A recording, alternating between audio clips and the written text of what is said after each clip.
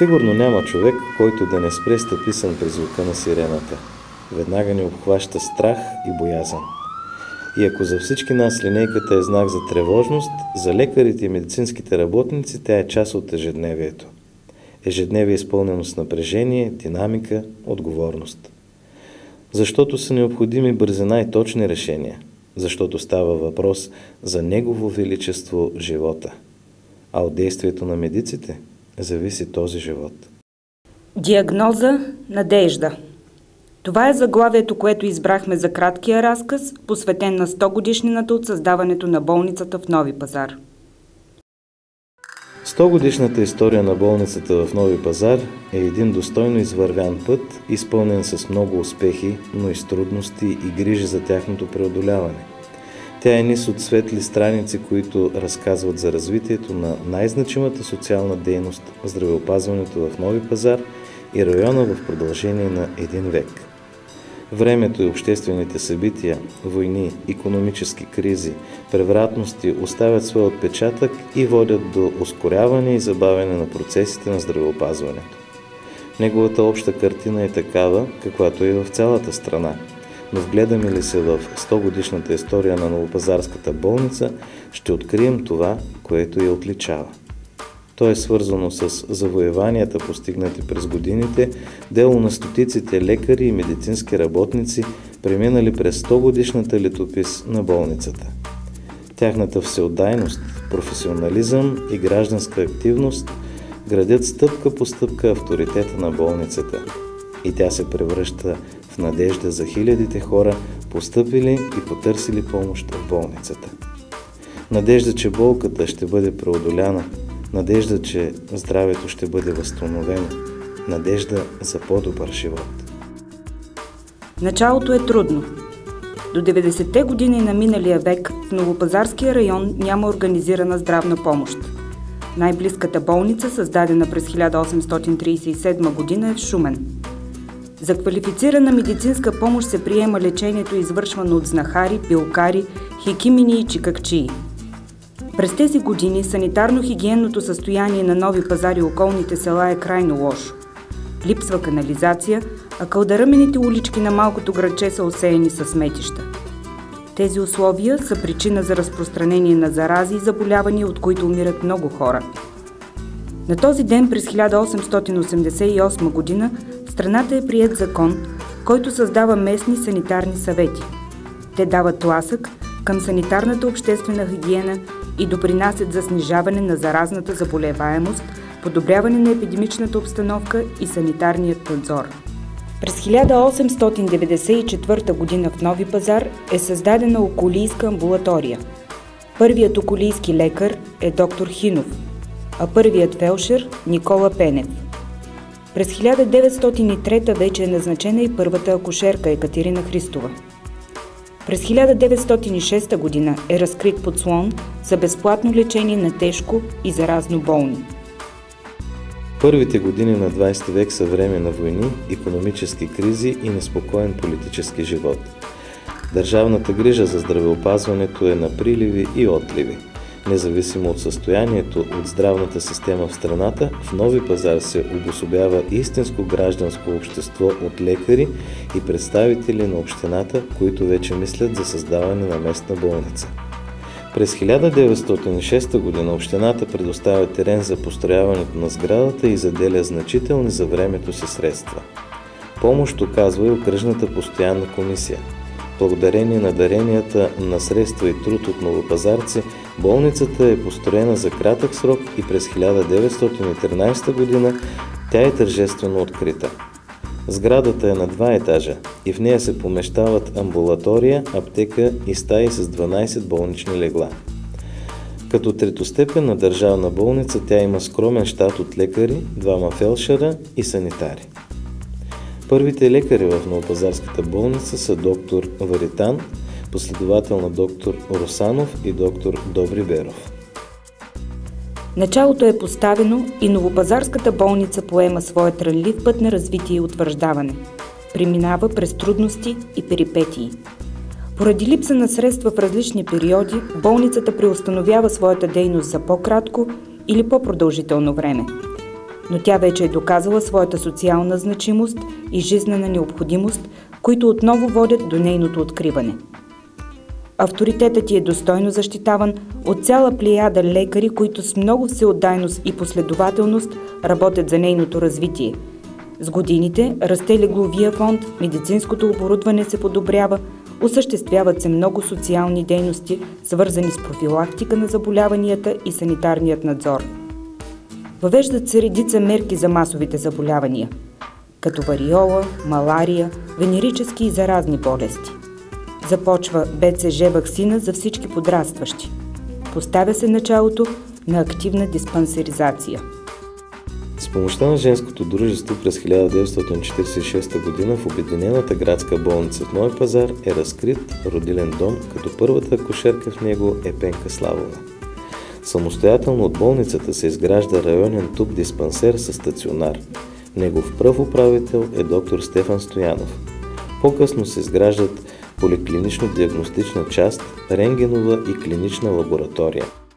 През 1951 г. поделенията на болницата се обединяват в околийска болница с 55 легла. Управител е доктор Петър Петров, старши лекар е Александър Еремин, а поликлиниката се завежда от доктор Аврам Свинаров. Медицинската и профилактична помощ се разпределят по участъци и райони, обхващащи една огромна територия на Новопазарския край. В по-големите села се създават здравни служби. В началото на 1952 околийската болница включва и своята структура и туб-диспансер и вече разполага с 76 легла и персонал от 63 души.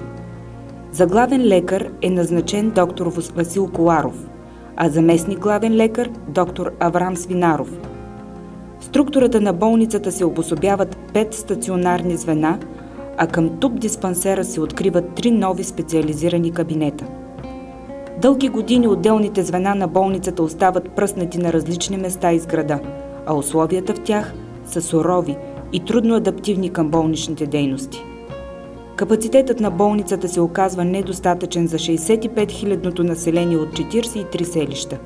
Разгръща се система и последователна дейност за увеличаване на легловия фонд, който в началото на 60-те години достига до 100 легла с персонал от 94 души, от които 15 лекари.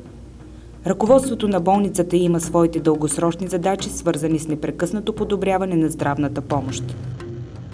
Един след друг се разкриват специализирани кабинети. Обособява се рентгеново отделение и звено за бърза медицинска помощ, извършват се подобрения в стопанския сектор.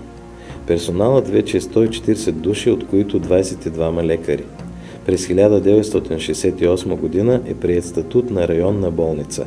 Главен лекар е доктор Киркор Латифян, останал на този пост дълги години, а заместник главен лекар е доктор Петър Рафаилов.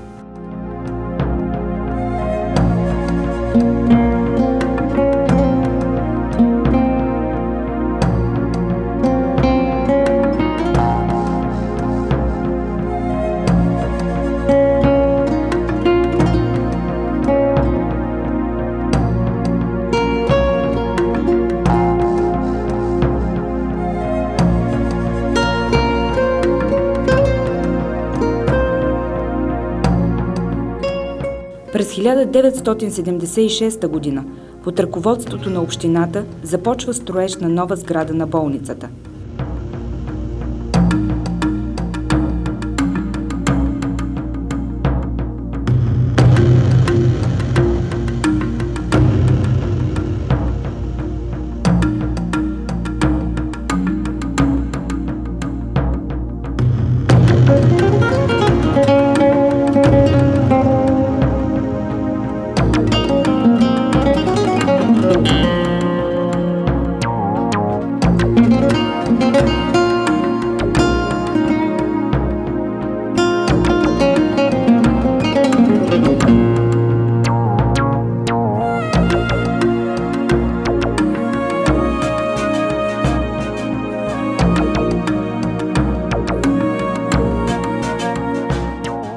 В този мащабен проект с доброволен труд участват и много новопазарци. През 1983 г. сградата е открита. За главен лекар е назначен доктор Димитър Чакъров, а заместник главен лекар доктор Петър Рафаилов. Новата материална база създава условия за интензивно развитие на съвременно и модерно здравеопазване. Структурата на болницата се обособяват 10 отделения, а легловият фонд е 335 легла. Разкрити са 23 специализирани кабинета. Организират се мобилни екипи от квалифицирани специалисти, които посещават общините Каспичан, Каолиново, Никола Козлево и Тодор Икономово.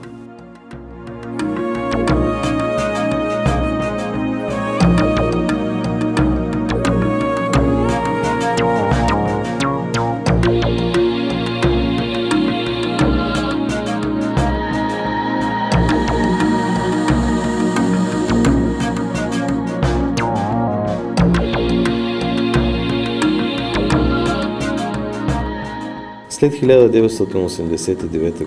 в системата на здравеопазването настъпват съществени промени. Започналата здравна реформа поставя нови проблеми и изпитания. През 1994 г. се отделя структурата на спешната помощ от тази на районната болница.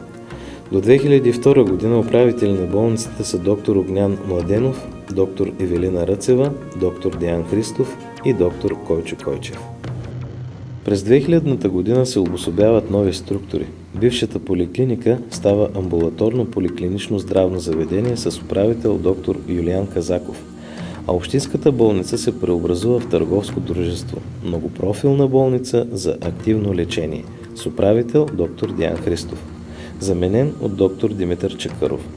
С много трудности и перипетии лечебното заведение успява да се адаптира успешно към промените и да запази основните си дейности, въпреки че броят на леглата е редуциран до 181. През последните години посоката на националната здравна политика се насочва към намаляване на броя на болниците в страната. Тъмен облак надвисва и над Новопазарската болница. През 2010 година персоналът на болницата излиза на протест. Той е подкрепен от общината и новопазарци събрали над 7000 подписа в защита на болницата. И тя остава. Съхранена е като истински стожер на здравеопазването в общината, около който гравитира останалата здравна мрежа.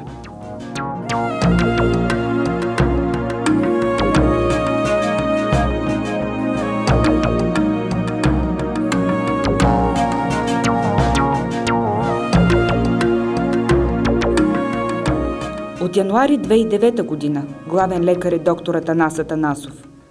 Многопрофилната болница за активно лечение безспорно е най-голямото лечебно заведение на територията на община Нови пазар, което има денонощен цикъл на работа и което разполага с всички необходими фактори, материална база, квалифицирани медицински кадри, оборудване, медицинска апаратура за осигуряване на непрекъснатост на медицинските грижи и гарантиране на здравната сигурност на населението.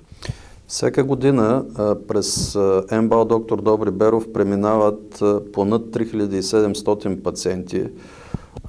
Извършват се между 18 и 20 хиляди леглодни.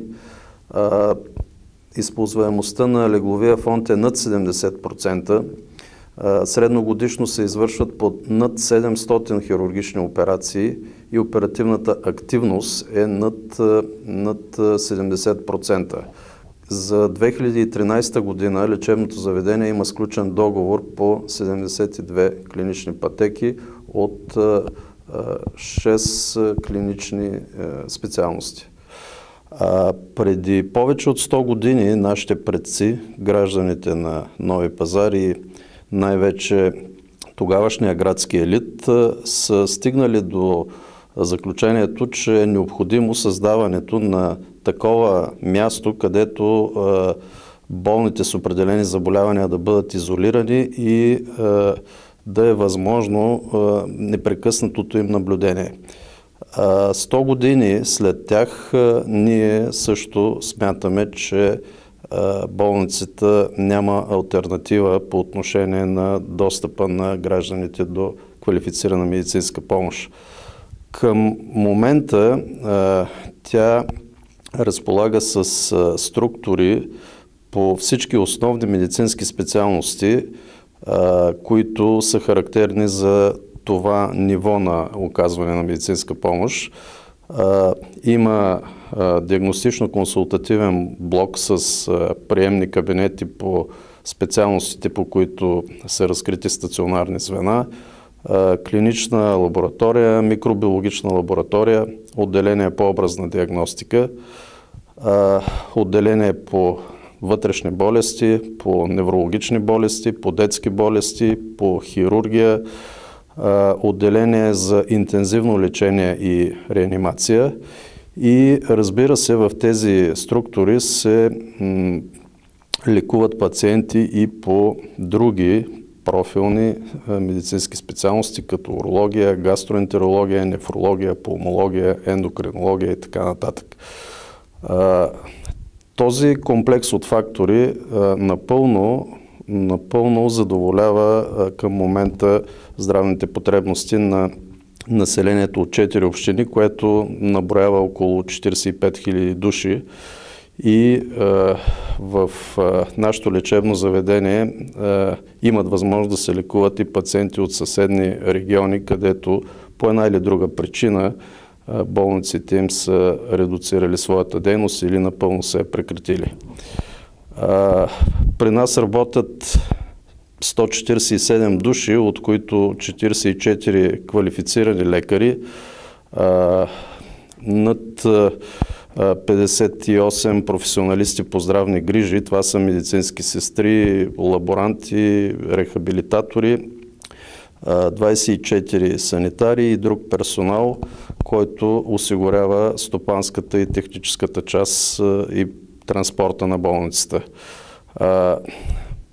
Моето мнение е, че наш ангажимент, наш обществен дълг е да продължим каузата, която е започната преди повече от век, и да изпълним обществения си морален дълг към поколенията, да продължим да гарантираме здравната сигурност и да осигуряваме пълно задоволяване на здравните потребности за по-добро качество на живота на всички хора. Това са най-ярките събития от пътя на Новопазарската болница в нейното вековно развитие. Но за тези щрихи се крият съдбите на стотиците лекари и медицински работници, които с системна грижа и усилие, с тревога и безпокойство, с професионализъм и човешка съпричастност решават проблемите, преодоляват трудности. За тези щрихи сме и всички ние, които носим благодарност и признателност към техният благороден труд. Новопазарската болница винаги е имала своите добри лекари и медицински работници, които се ползват с уважението на своите пациенти. В знак на почет към паметта на един от тях, доктор Беров, новопазарската общественост го избира за патрон на болницата. Добри Беров е първият лекар, роден в Нови Пазар през 1881 година. Завършил е медицина в Монпелие с отличие. През 1910 той се отказва от престижната си кариера на асистент във Франция и се връща в родния си град, за да лекува своите съграждани до преклонна възраст. Със своя висок професионализъм и човешка отзивчивост, доктор Беров се ползва с уважението и доверието на новопазарци. Заедно с лекарската си практика, той е активен общественик и благодетел. Инициатор е на много и значими дела, които съдействат за развитието на здравната помощ и общественият живот в града. Бил е народен представител в 21-то Народно събрание, носител на кръст за храброст и медал за граждански заслуги. Умира през 1965 г. в София, но по негово настояване е погребан в Нови Пазар. Историята на болницата е част от паметта на нашия град. Тя е част от признателността на днешния Нови Пазар към делото на нашите предци да създадат своя болница и да изградят високо благородна традиция в здравеопазването. Тя прави нашия живот по-сигурен, по-качествен, по-привлекателен. Те са успели, а ние? Трудното време, в което живеем, показа, че дори вековната история на болницата не е гаранция за нейното бъдеще. Гаранцията е в нас и в нашата гражданска активност. Болницата е тук и сега. Тя е на високия хълм от нашата стана планина. Заобиколена от вечно зелени дървета, засадени пак от предходните поколения, погледната отстрани сградата й прилича на птица с разперени крила, която бди над здравето на всички нас и на нашите деца. И нека бди, и нека я има, като знак на надеждата.